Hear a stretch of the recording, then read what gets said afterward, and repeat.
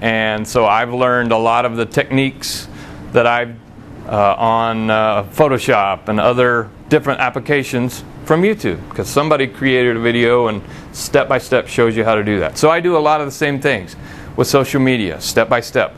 Here's a 2-minute video on how to, whatever you can think of. All right, any other questions on platforms? So you need to, if you don't know who your audience is, how can you possibly choose the right platforms? You need to know who they are, what they like, what they don't like, where they spend their time. Otherwise, you can't devise a plan that's going to make sense.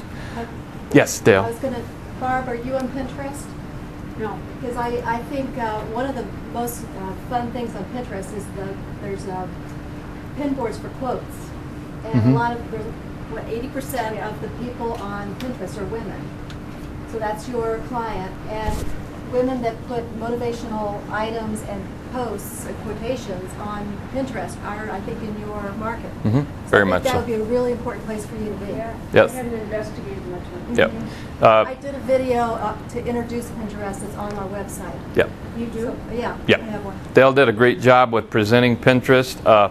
It's expanding quickly. It's the fastest growing network.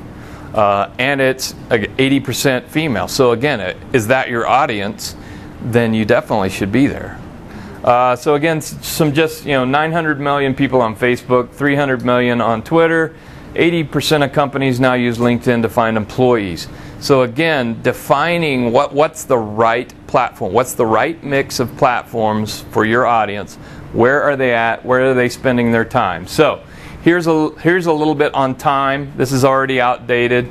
By the time they put one of these out, it's already outdated. 405 minutes per visitor.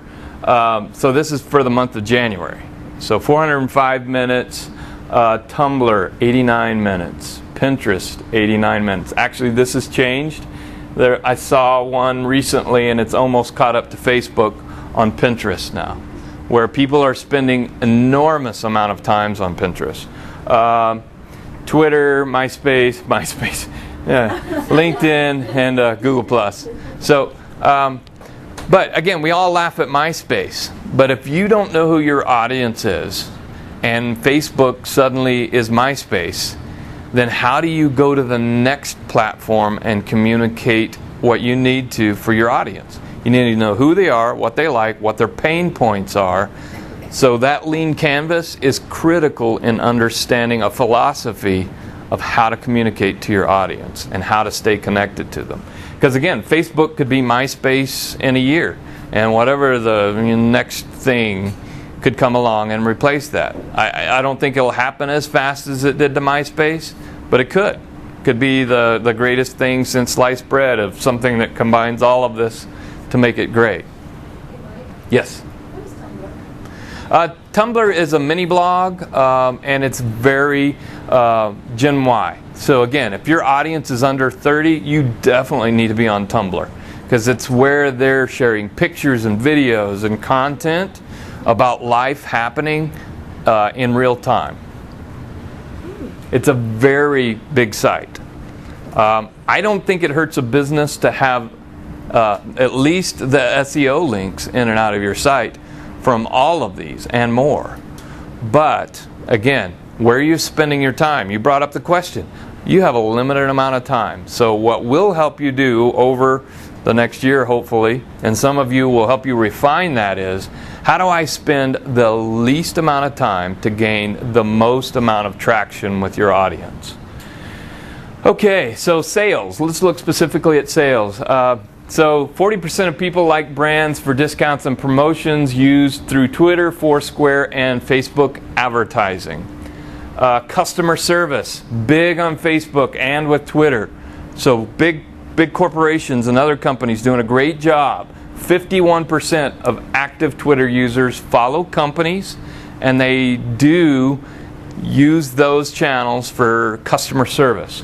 Traffic, Facebook being the largest, YouTube being next, Google+, LinkedIn, WordPress, and Facebook ads. But keep in mind that in some cases now you can combine YouTube and Google+ and outperform Facebook. it's 2 Google platforms. Think about it. Very, very searchable and high amount of SEO, as we'll go on and see. Public relations, again, Facebook and Twitter. SEO, look what's number 1 for SEO, YouTube. It's the quickest, fastest, most powerful tool used correctly to boost your website SEO. Google Plus, then LinkedIn and WordPress. You notice Facebook is not even on that list for SEO. So if you're focusing all of your SEO strategy through Facebook, you're not even on the right platform. But again, combine these 2, extremely powerful SEO tools to get your website found. Wow, that hurts my eyes. So look at that. Look at all those channels. So just for networking, playing games, etc., sharing, these come and go quickly. I mean, you think about some of the photo sharing platforms that have come and gone, and the new ones that are out there that are replacing them right now. Publishing, localization, Foursquare, Yelp, Path. Anybody heard of Path or I can't even read what that other 2 are. Scavenger. Yep, Scavenger. Okay, cool. Thanks, Danny. So again, depending, very much know your audience, know who's on the platform. There may be one that is so perfect for your business that it just gives you almost a direct channel to your audience. But you need to at least understand what they are to help. Again, at Gen Y, there are 2 or 3 or 4 platforms, more so than Facebook, that would be the correct channel to use to connect with them. Wow! So here's the big one with all the different channels. That's scary, right? Because when you think in terms of international, you know, if you have an international audience, there are channels that they use substantially more than Facebook and LinkedIn and Twitter and YouTube. So again, these identify all the different types of channels, and I don't want to overwhelm you. You don't need all of these.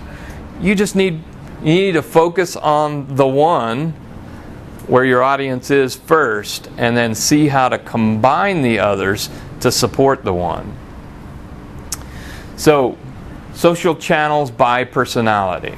Now, this is a different piece. This is what is your personality as your representative of your company? So, are you the playful, interactive entertainer? So, this is a good mixture of tools.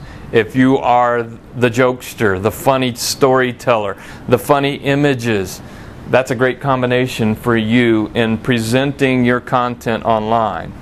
The interested, so you're more of a thinker, a researcher. You're trying to discover audience and connect and have a relationship with them. Again, another different kind of combination. The expert. If you're Miss Green, you wrote a book. You're an expert on green, right? Okay. So definitely, whether it's Blogger or WordPress or something, you need to be putting content out as the source, the expert source on what it is that you do and how you do it. So again, it's how do you mix them together in the right combination to get the maximum exposure for what it is that you do.